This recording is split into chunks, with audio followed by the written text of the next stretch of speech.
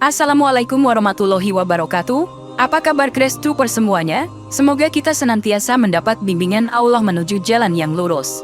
Semasa hidupnya, Rasulullah banyak memberikan nasihat dan peringatan, terutama kepada umat Islam setelah wafatnya beliau. Jika ketika Rasulullah masih hidup, Rasulullah akan menegur langsung, maka umat seperti di zaman kita ini, sesama muslim harus saling mengingatkan. Karena kita sudah memasuki era akhir zaman, maka akan banyak gejala-gejala aneh yang membuat dunia semakin kacau jika tidak memperhatikan peringatan dari Rasulullah.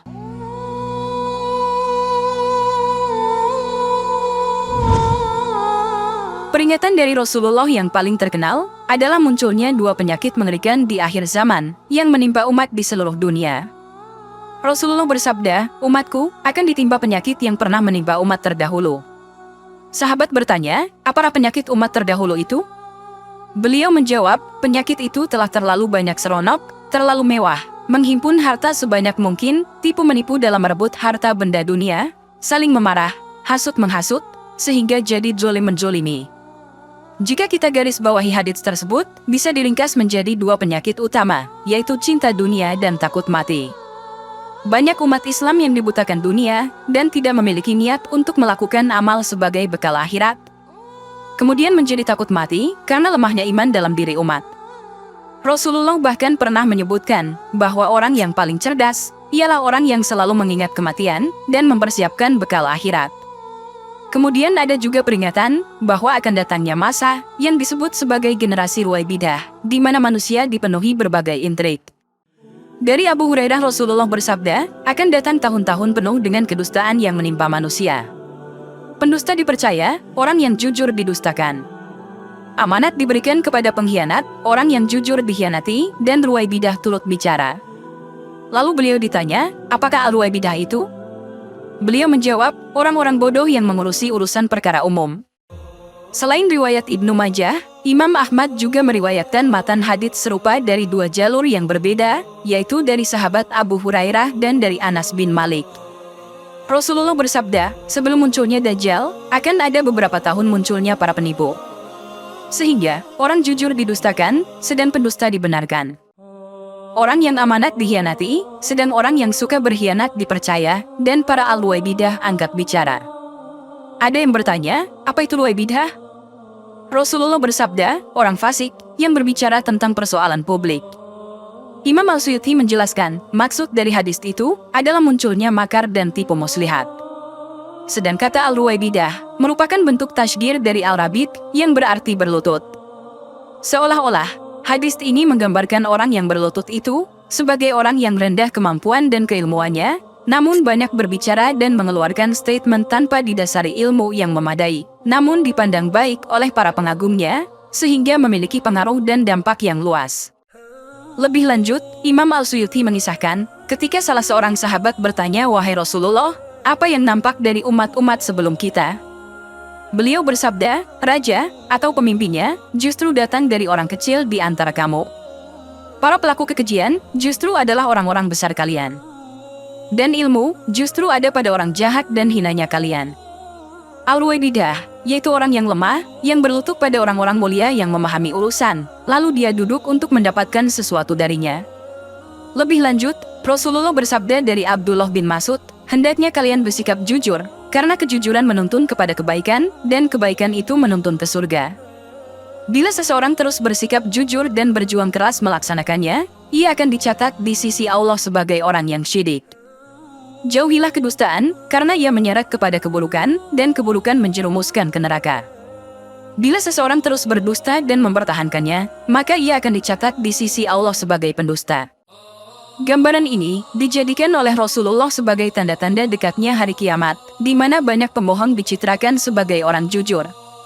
Sebaliknya, orang jujur dikriminalisasi sebagai pembohong, para pengkhianat dipandang amanah, disambut bak pahlawan. Sementara orang yang amanah dianggap pengkhianat dan dikriminalisasi, serta orang-orang bodoh dipercayai untuk mengurusi persoalan masyarakat. Akibatnya, terjadi ketidakpastian, kekacauan, dan kehancuran. Hal yang tak kalah mengerikan lagi, terdapat sejumlah hadits Nabi yang menunjukkan kondisi bangsa di akhir zaman. Di antara hadits yang menunjukkan itu, yakni penegasan manusia yang tak peduli halal haram, pekerja yang malang, kurangnya ilmu, tersebarnya kejahatan, dan lain sebagainya. Rasulullah bersabda dalam hadits riwayat Abu Hurairah, akan tiba masanya, muncul orang-orang yang tidak peduli mempertanyakan dari mana kekayaan yang dihimpun bersumber, apakah itu halal ataukah haram. Di dalam hadits lain, Rasulullah juga mengingatkan tentang perkara akhir zaman dan pertanda yang menyertainya.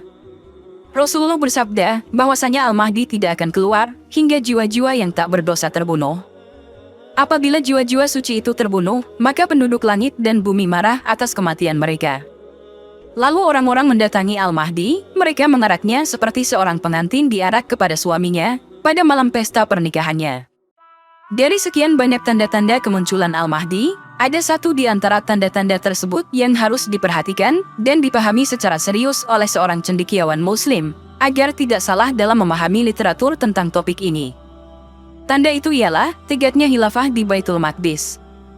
Rasulullah bersabda, "Wahai anak Hawalah, apabila engkau melihat kehilafahan telah turun di bumi yang disucikan, maka sungguh telah dekat bencana gempa dan berbagai kesedihan serta perkara-perkara besar. Pada saat itu, hari kiamat lebih dekat kepada orang-orang daripada tanganku ini dari kepalaku." Hadits ini dijelaskan lagi oleh hadits lain dari Abu Sa'id Al-Khudri. Rasulullah bersabda, "Aku berikan kabar gembira kepada kalian dengan datangnya Al-Mahdi. Ia diutus kepada umatku ketika terjadi perselisihan dan kegoncangan di antara manusia. Maka, pertanda munculnya Imam Mahdi adalah terjadi goncangan atau gempa dan perselisihan antar manusia terlebih dahulu. Maka sebelum terjadi gempa dan perselisihan, akan diawali dengan tegaknya khilafah di Baitul Maqdis." Kenapa khilafah harus di Baitul Maqdis? Karena Baitul Maqdis merupakan benteng terakhir kaum muslimin. Selain itu, kota Madinah menuju fase kehancuran. Dari Malik bin Yuhamir dari Muadz bin Jabal, Rasulullah bersabda, ramainya Baitul Maqdis adalah tanda kehancuran kota Madinah. Hancurnya kota Madinah adalah tanda terjadinya peperangan besar. Terjadinya peperangan besar adalah tanda dari pembukaan kota Konstantinopel. Dan pembukaan kota Konstantinopel adalah tanda keluarnya Dajjal.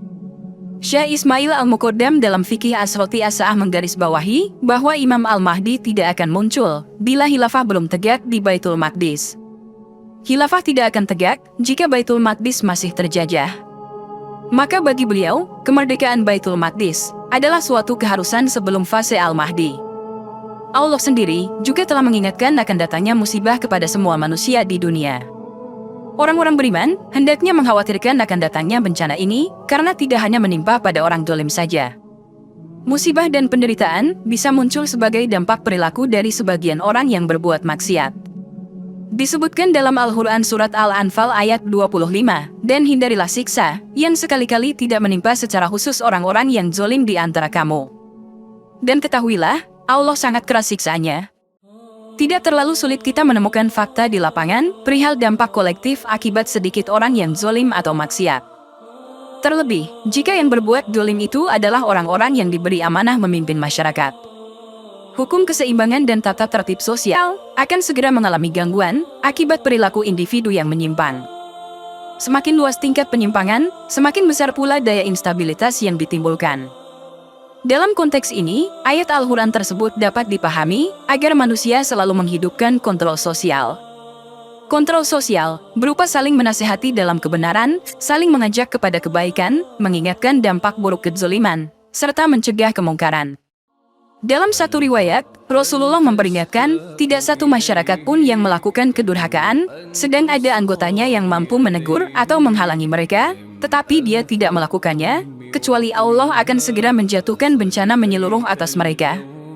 Apabila kemaksiatan meluas, dan banyak yang tidak mengambil inisiatif meluruskannya, berarti masyarakat tidak terusik perasaan dan keberagamaannya. Sikap seperti itu berarti merestui kemungkaran, dan menjadikan terlibat secara tidak langsung atas kemungkaran yang terjadi. Jika video ini bisa untuk mengingatkan saudara-saudara kita, tak ada salahnya untuk membantu menyebarkannya, agar kita tidak tergolong orang yang merestui kemungkaran.